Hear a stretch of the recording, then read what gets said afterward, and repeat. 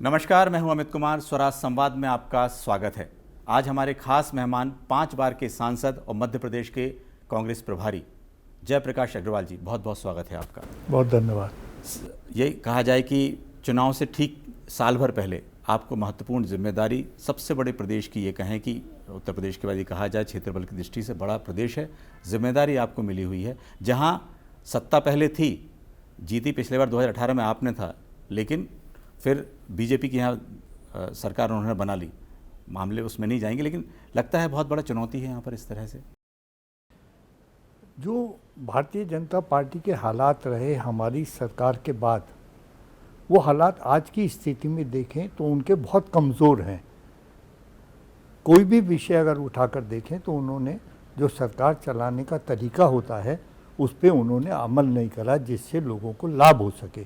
तो मैं ये कह सकता हूँ कि कांग्रेस बहुत अच्छी स्थिति में है जी, क्योंकि कहा जाए कि मध्य प्रदेश में बहुत बड़े बड़े नाम, दिग्विजय सिंह जी हैं यहाँ पर, कमलनाथ जी हैं, सुरेश पचौरी हैं। एक ज़माने में यहाँ पर इन सबके कहा जाता था कि बहुत बड़े बड़े गुट हैं, या सिंधिया, चूँकि अब सिंधिया नहीं है। लगता है कि क्या इतने बड़े नेताओं के बीच में आपको एक सामंजस्य बनाना एक चुनौतीपूर्ण नहीं होगा ये, या उससे बनाने कैसे आप करेंगे ये सबको? नहीं, मुझे नहीं लगता, क्योंकि मैं पिछले 50 साल में इनके साथ काम करता रहा हूँ।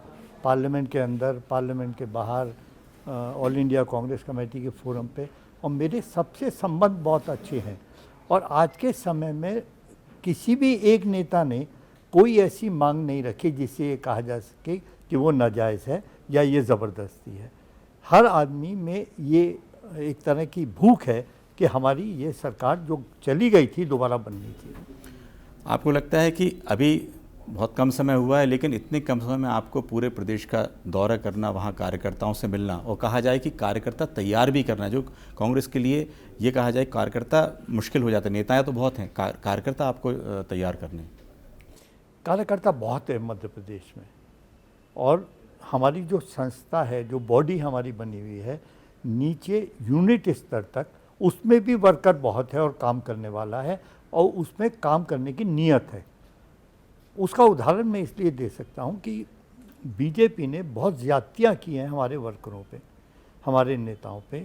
उनके ऊपर 302 के मुकदमे, 307 के मुकदमे, और पता नहीं तरह तरह की उन्होंने धाराएं लगाई, उनको पुलिस भेज के प्रताड़ित किया और उनकी ज़मीनों पे कब्जे करवाए।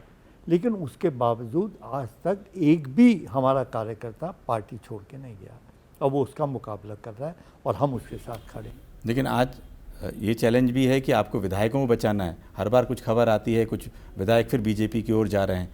विधायक इस समय देखा जाए तो विपक्षी दृष्टि से मध्य प्रदेश में 96-97 जो एमएलए अभी हैं, बड़ा विपक्ष है।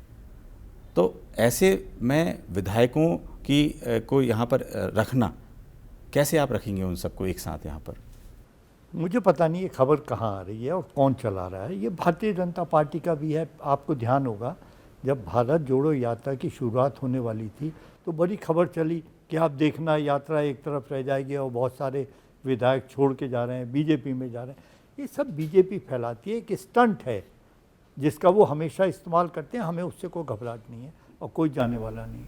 आप 10 जनपद के भी काफ़ी करीब हैं। अभी जो भारत जोड़ो यात्रा निकल रही है, आपकी महत्वपूर्ण भूमिका भी रही उसमें।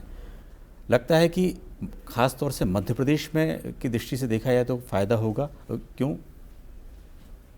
अब यात्रा को किसी चुनावी फ़ायदे नुकसान से ना जोड़ें।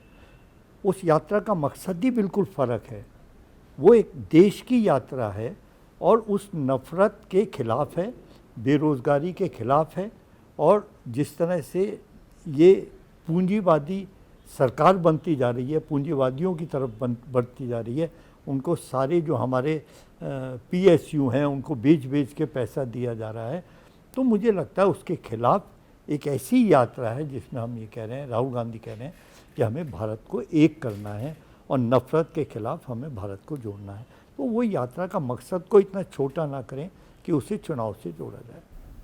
लेकिन अभी उनकी यात्रा फिर शुरू हुई है, और पूर्व से पश्चिम और उत्तर से दक्षिण सब जगह रहेगी पूरी इस तरह से? जी हाँ, बाकी अभी उन्होंने अनाउंस भी कर दिया।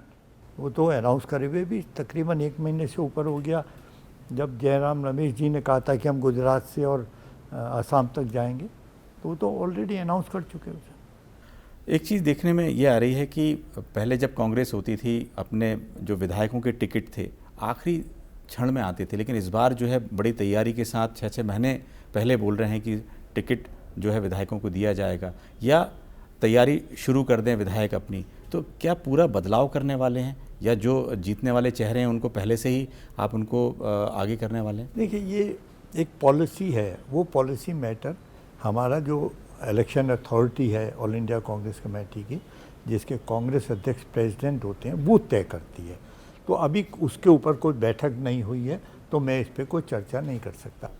जी, एक और बात आ रही है कि गुजरात फार्मूला, चूँकि गुजरात फार्मूला ऐसा हिट हो गया है कि उन्होंने कहा कि चेहरे बदलने से यदि चेहरा बदला जाए तो जीत हो सकती है। तो बीजेपी भी उस तरह गुजरात फार्मूले की ओर जा रही है। क्या कांग्रेस को लगता है कि यदि गुजरात फार्मूला लागू होता है तो एक फिर कांग्रेस को एक नए तरीके से सोचना पड़ेगा आपको? इसको आप दूसरी तरीके से क्यों नहीं देखते कि उन्होंने जिन लोगों को बदला, इसका मतलब है वो लोग काम नहीं कर रहे थे, इसके मतलब वो नाकारा थे। जो मैंडेट के साथ उनको मेजॉरिटी मिली थी या लोगों ने वोट दिया था, वो उन्हीं के विधायक है जिनके उन्होंने टिकट काटे। तो इसका मतलब है आपको भरोसा नहीं था ना, उन्होंने काम नहीं करा। इसका मतलब है बीजेपी की सरकार ने काम नहीं करा। हम ये कहते हैं हमारे विधायकों ने बहुत अच्छा काम करा। अगर कोई चीज़ असेंबली में उठानी थी, बहुत ज़ोर से उठाई, उस पर बोले भी, और सड़क पे भी लड़ते हैं, अपने कार्यकर्ता के साथ खड़े रहते हैं।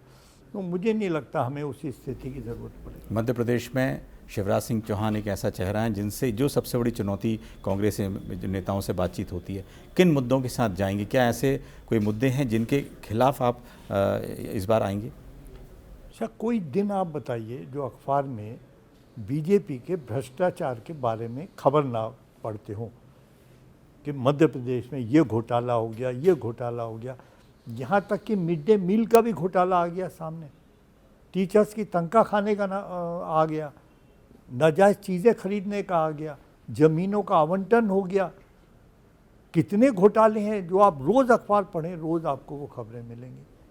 तो हम उनकी कमियां, उनकी कमज़ोरियां, उनका मिसरूल, उसके ऊपर बहुत ज़ोरदार प्रहार करेंगे चुनाव लड़ते समय, और उन सारी चीज़ों को जनता के सामने ले जाएंगे। अभी एक चीज़ देखने में आया कि जातिगत समीकरण के अलावा बीजेपी राजपूतों का सम्मेलन करके बुला रही है, राजपूतों को एकजुट कर रही है।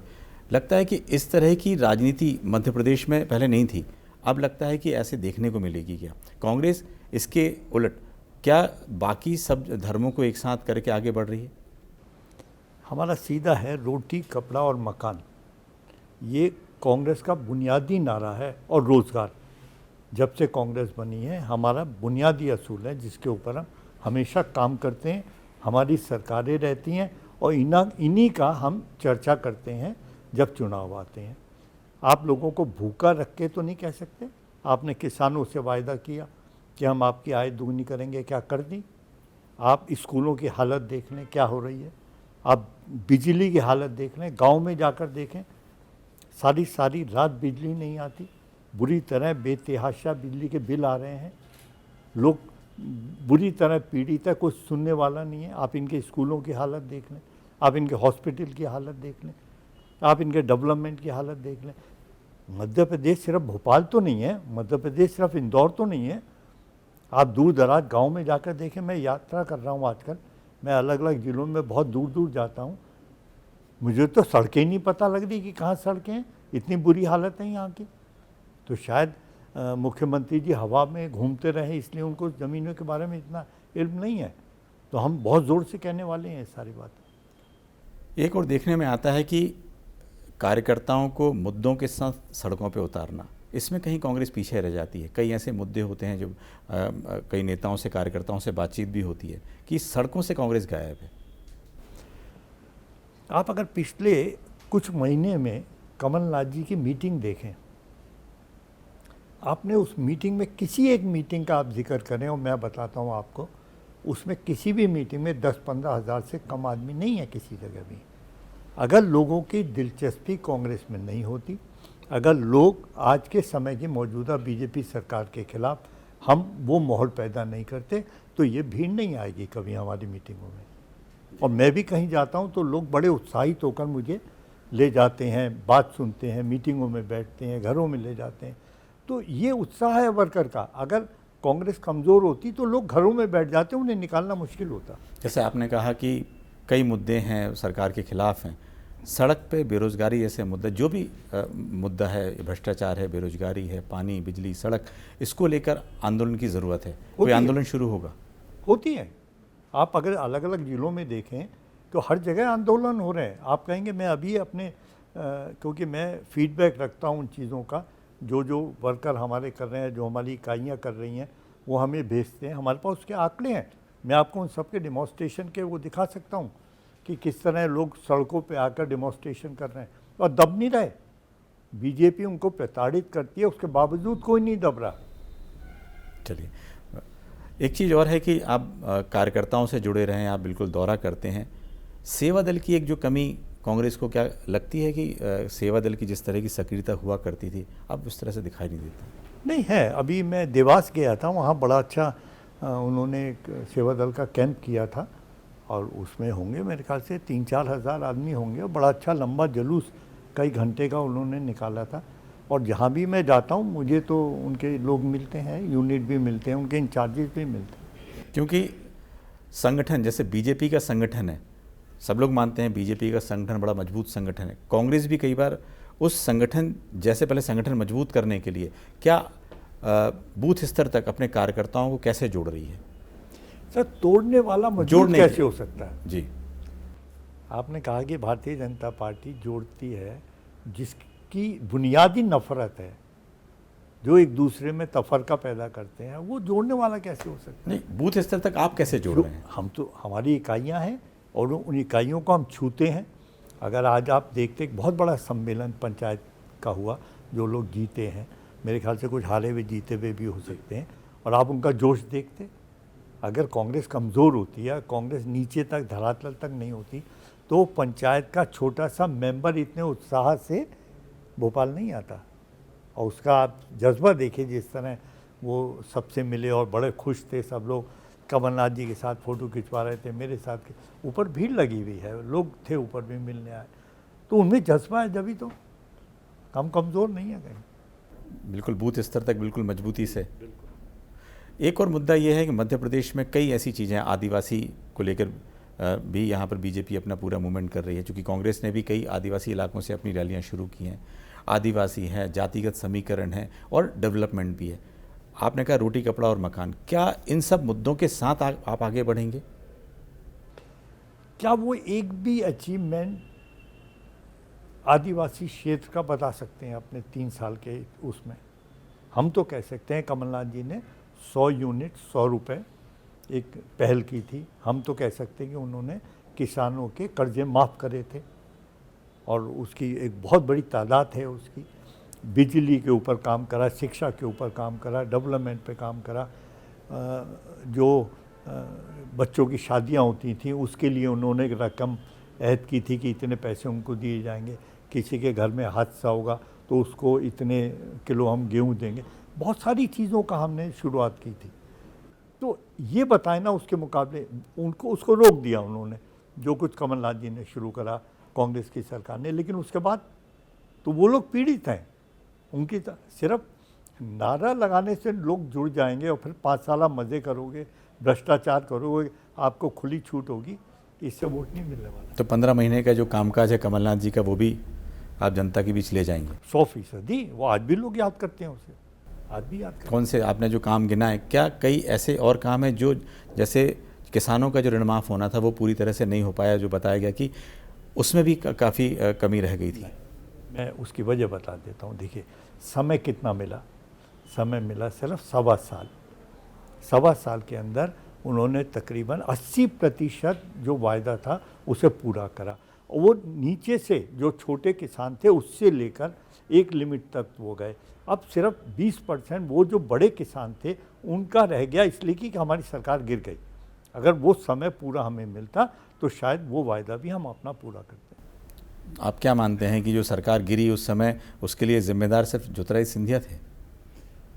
हालात थे, उम्मीद नहीं थी उनसे कि वो इस तरह छोड़ कर जाएंगे या धोखा देंगे, क्योंकि उनके संबंध परिवार से बहुत अच्छे थे और किसी को भी नहीं उम्मीद थी कि वो ये कदम उठाएंगे कि उनको छोड़कर वो बीजेपी में चले जाएंगे। दुख हुआ, सबको तकलीफ हुई उसकी, और उससे उम्मीद भी नहीं थी किसी को।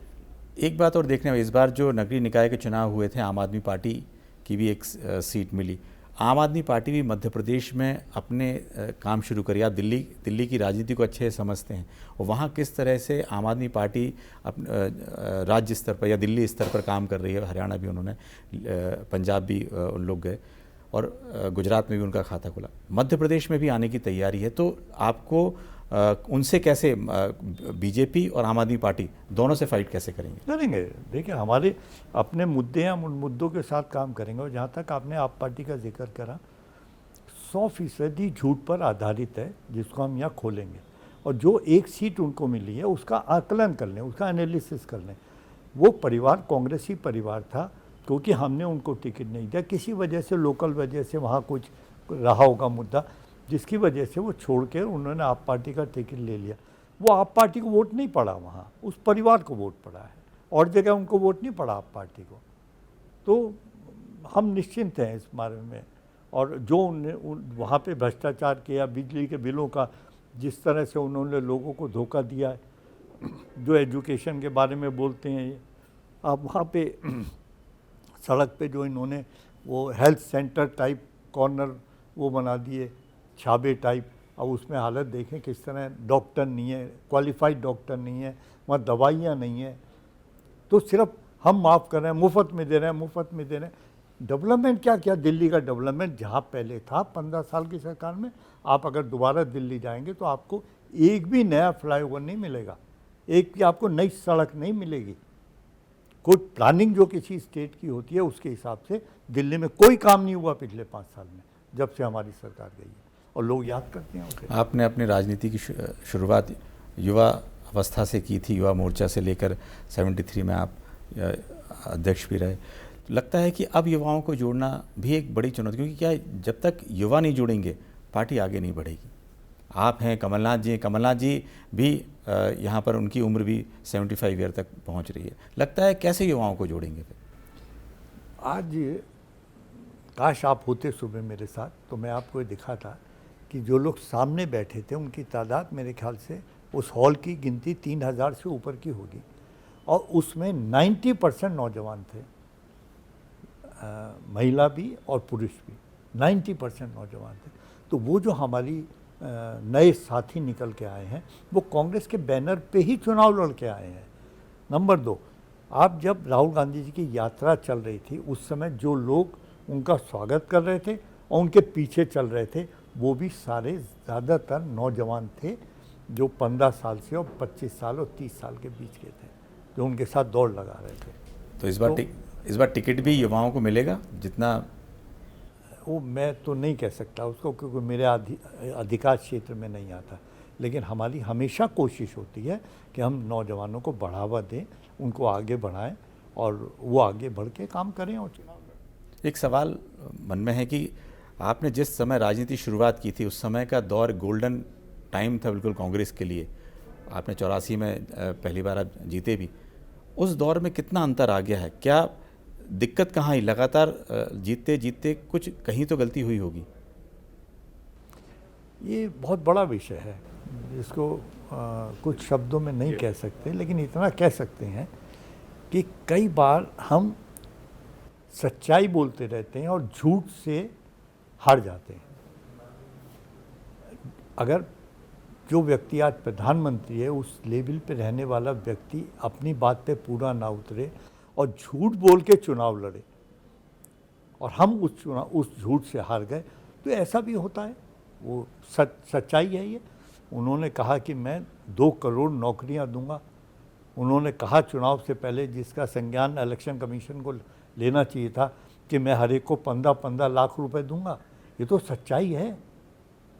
किस तरह उन्होंने कांग्रेस की बुराइयां करी हैं, झूठ सच, यहाँ तक कहा जब आप वोट देने जाओ तो गैस के सिलेंडर को प्रणाम करते जाना।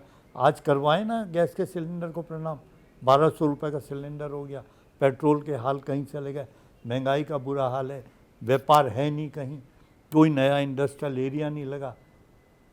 आप दिल्ली के पास नोएडा है, यहीं देख लीजिए मध्य प्रदेश में कोई नया इंडस्ट्रियल एरिया बना, आज बुलाया है सम्मेलन, आपको 3 साल लग गए सम्मेलन बुलाने में, आज आपको याद आ गई कि यहाँ पे निवेश चाहिए, क्योंकि अब चुनाव आने वाले हैं, आपको दिखाने के लिए कुछ चाहिए।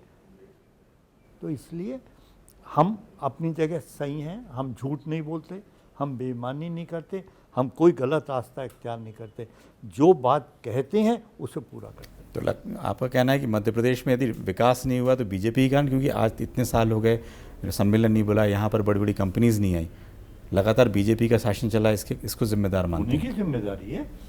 हम तो 1.25 साल रहे पिछले 18 साल में, तो ये जिम्मेदारी उनकी है, उनके पास प्लानिंग भी कोई नहीं है। आप लड़वाने को अगर डेवलपमेंट कहते हो तो उन्हीं को मुबारक हो, हमें नहीं। कई बार देखने में आया है कि एक तुष्टीकरण की राजनीति से अलग हटकर पार्टियों को आना चाहिए, हिंदू मुस्लिम वाले फैक्टर में उलझकर कई बार रह जाते, तो इसका नुकसान कांग्रेस को कई बार होता है क्या? देश को होता है सबसे बड़ा नुकसान। तो मैं आपसे एक छोटा सा सवाल करता हूँ, आप कहीं किसी जगह कोई इंडस्ट्री लगाने जाएं, कोई दुकान खोलने जाएं, कोई इन्वेस्टमेंट करने जाएं या मकान खरीदने जाएं, तो आप ये देखेंगे वहाँ का माहौल कैसा है। अगर वहाँ का माहौल साफ़ सुथरा अच्छा माहौल है तो आप दुकान खोलेंगे कि भाई मेरी दुकान चलेगी या इंडस्ट्री चलेगी। लेकिन आपको ये पता लगे कि यहाँ तो रोज़ दंगे फिसाद होते हैं, लूट खसोट होती है, रोज़ पुलिस कचहरी होती है, गुंडों का राज है, तो वहाँ कौन जाएगा अपनी इंडस्ट्री लगाने? ये इतने दिन से सारी दुनिया में गा रहे हैं कि हमारे यहाँ इन्वेस्टमेंट आए, 1 पैसे का इन्वेस्टमेंट हिंदुस्तान में नहीं आया, क्योंकि सब देख रहे हैं कि ये यहाँ रोज़ दंगे कराते हैं, इनकी नीयत दंगे कराने की है। तो जब इंडस्ट्री नहीं आएगी, इंडस्ट्री चलेगी नहीं, डेवलपमेंट होगा नहीं, रोज़गार की साइकिल घूमेगी नहीं, तो पैसा कहाँ से आएगा सर? इसीलिए बेरोज़गार हैं। ये कहा जाए कि 2023 के बाद जो 24 का इलेक्शन है, इस पे भी कांग्रेस की बड़ी नज़र है कि पूरे देश में मोदी शासन के 10 साल पूरे होंगे 2024 में। ये 3 जिले मध्य प्रदेश, राजस्थान और छत्तीसगढ़ बहुत अहम है कांग्रेस के लिए, उसकी तैयारी कैसे कर रही है फिर? नहीं, कांग्रेस कर रही है। अब कांग्रेस एक राजनीतिक पार्टी है, हम चुनाव लड़ते हैं, हम चुनाव फेस भी करें, हम चुनाव जीते भी हैं, हारे भी हैं, लंबे समय तक हमारी सरकारें रही हैं। लेकिन राजस्थान में भी एक मसला वो चलते रहता है। ये तो जॉइंट फैमिली है, जॉइंट फैमिली में तो मसले चलते ही रहते हैं, इससे कोई ना तो कोई घबराता है और मसले हल भी होते हैं। ये कहा जाए कि अब समय बहुत कम बचा है, किस तरह मुद्दों को लेकर कांग्रेस पार्टी आगे बढ़ने वाली है? क्यों, जो मुद्दे आपने गिनाए 4-5 महीने बाद बिल्कुल सितंबर अक्टूबर में आचार संहिता लग जाएगी, किन मुद्दों को लेकर, यदि 3 मुद्दों की बात की जाए, किन मुद्दों को लेकर आप कहेंगे? मैंने अभी गिनवाए आपको सारे मुद्दे। जो ये मौजूदा सरकार है इसकी टोटल फेल्यूर है। हमारी 15 महीने की कमलनाथ सरकार की अचीवमेंट्स हैं, ये दोनों मुद्दे लेकर जाएंगे और जनता के बीच हम अभी भी जा रहे हैं। हर जगह हमारे जो लोकल इकाइयाँ हैं वो सारे कर रही हैं, उसके बाद एक धमाकेदार शुरुआत भी करेंगे इसकी। बहुत बहुत धन्यवाद, आपने बड़ी बेबाकी के साथ सभी सवालों का जवाब दिया। अगले हफ्ते फिर हाजिर होंगे किसी नए मेहमान के साथ। नमस्कार।